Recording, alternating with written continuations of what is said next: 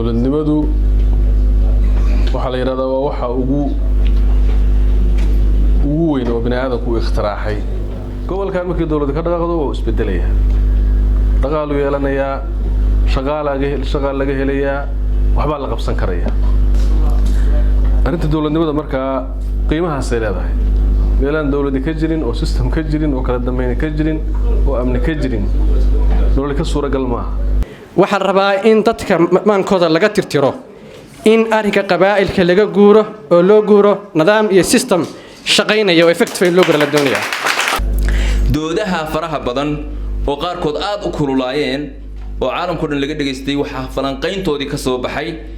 in bulshadani ay u baahan tahay qodobka koowaad in bulshadani ay u baahan tahay dowladnimo saddex tiir baana dowladdu ku dhisan tahay dowladan casriga waana tahay strong and modern dowlad awood leh oo wax doonaysa fulin karta oo casri ah oo aan taqliidi ahayn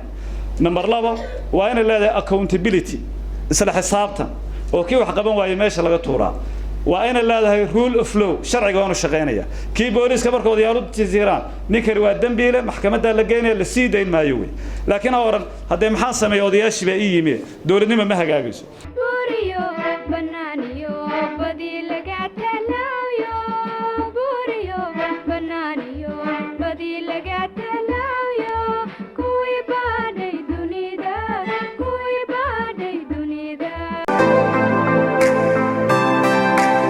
علم باريس iyo horumarinta hadaf